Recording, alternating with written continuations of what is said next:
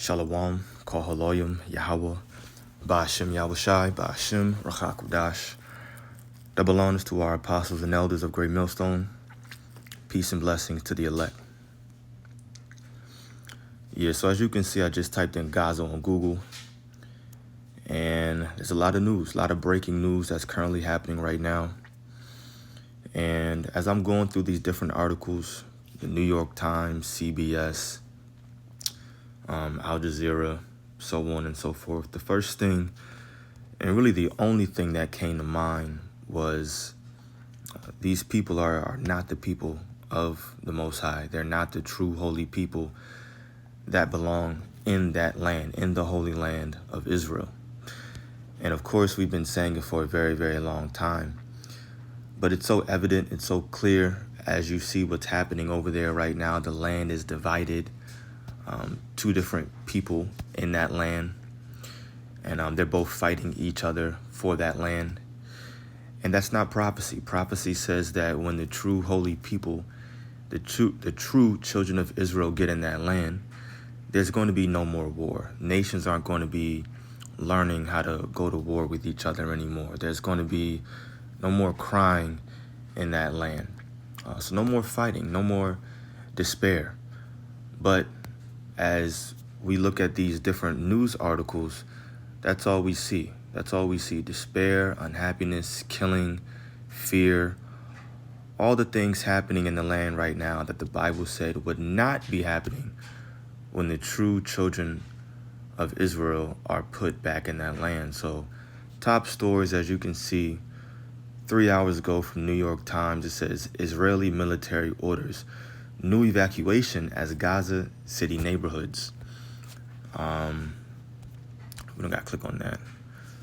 CBS News, Israeli strike, I'll click on it. Israeli strike on Gaza school allegedly kills 31 Palestinians, many kids, but IDF says it hit Hamas.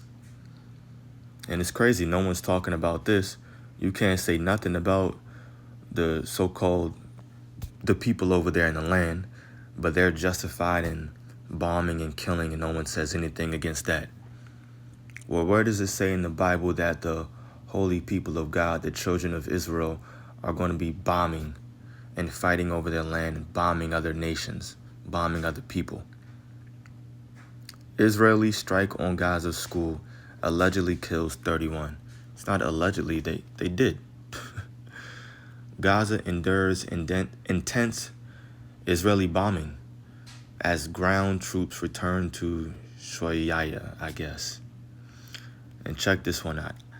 IDF widens ground operation in northern Gaza, kills top Hamas official in Lebanon.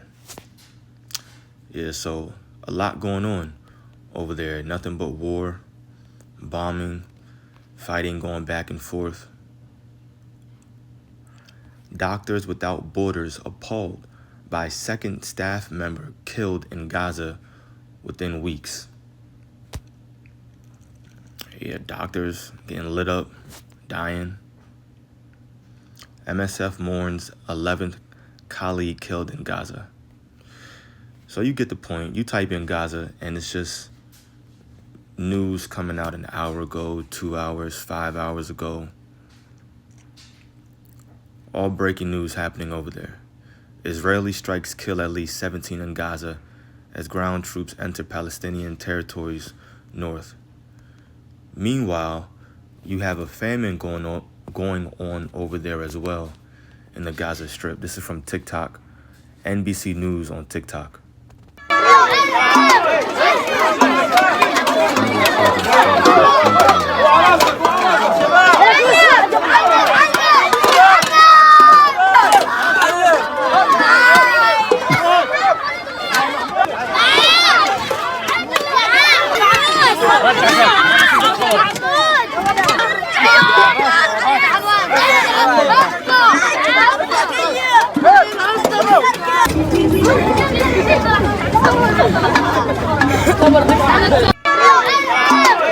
Yeah, where is this prophesied?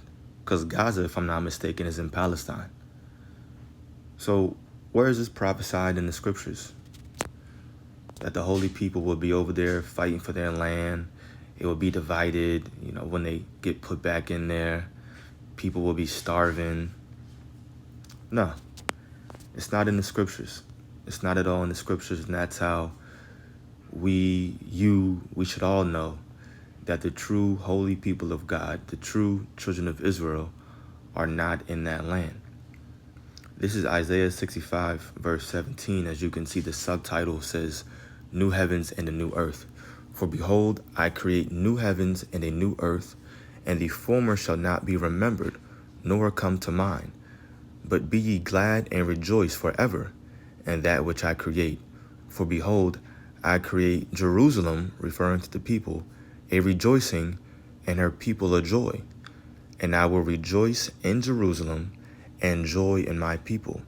And the voice of weeping shall be no more heard in her, nor the voice of crying. There shall be no more thence an infant of days, nor an old man that hath not filled his days. For the child shall die 100 years old, but the sinner being 100 years old shall be accursed. And they shall build houses and inhabit them, and they shall plant vineyards and eat the fruit of them. They shall not build and another inhabit. They shall not build and another inhabit. They shall not plant and another eat. For as the days of a tree are the days of my people, meaning very long, and mine elect shall long enjoy the work of their hands. They shall not labor in vain, nor bring forth for trouble, for they are the seed of the blessed of the Lord, and their offspring with them. And it shall come to pass that before they call, I will answer, and while they are yet speaking, I will hear.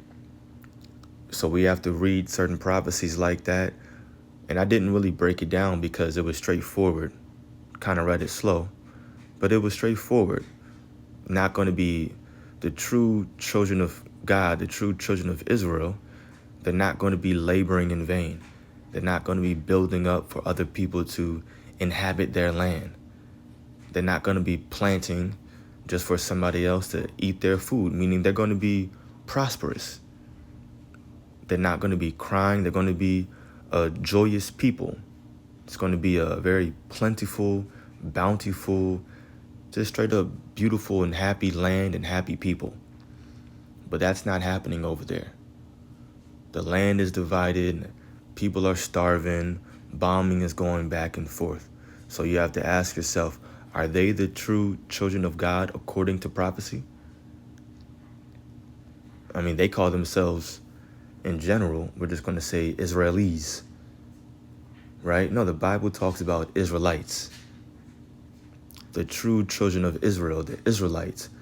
And today they're being called so-called Black, Hispanic, and Native American. They're being called these bywords, these different names that, of course, aren't theirs, aren't ours. But we know that when we get back in that land, when Yahweh Ba'ashem Yahushai puts us in that land, this prophecy is going to come to pass. Let me now jump over to, let me see, I can go to Micah or Isaiah 2. Let me see. It says the same thing, God's universal reign. Let me go to Micah 4 and see what that heading says. I like that. Peaceful latter days, right? God's reign in the end days, or peaceful latter days. Micah 4 verse 1. But in the last days it shall come to pass that the mountain of the house of the Lord shall be established in the top of the mountains. This is talking about the tabernacle of David. That's the mountain or government that's going to be established in these end days. And it shall be exalted above the hills, meaning it shall be exalted and more powerful over these other governments of the other nations. And it shall be exalted above the hills, and people shall flow unto it. The tabernacle of David isn't being established over in that land, and nobody's flowing to them. And many nations shall come and say, Come, and let us go up to the mountain of the Lord, and to the house of the God of Jacob. And he will teach us of his ways, and we will walk in his paths. Nobody is doing that, and nobody is saying that. No one's looking to the east, looking to Jerusalem right now, in order for their steps to be directed, in order to know how to conduct themselves, how to live their lives. That's not happening right now, because the true holy people aren't in that land. It says, for the law shall go forth of Zion, and the word of the Lord from Jerusalem. And they don't push the law. Obviously, they have one of the biggest, I'll just spell it, GAY parades over there in Israel. It's huge. Israel, New York, and what's the other big one? It's in Brazil. They're happy asses.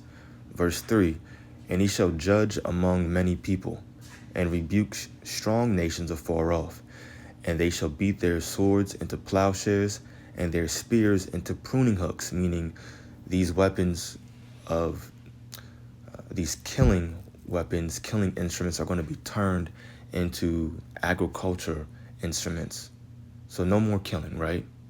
It says, nation shall not lift up a sword against nation, neither shall they learn war anymore. So these other nations aren't going to be learning war anymore, and they're not going to be lifting up, it says sword, basically a weapon against other nations. Meanwhile, this is what these Israeli military is doing. Israeli strike on Gaza school allegedly kills 31. Now, this is what the world is learning from them. Bombing and killing, mass destruction, lies and hypocrisy. That's what the world is learning from the people over there in that land right now. Nations aren't supposed to be learning war no more.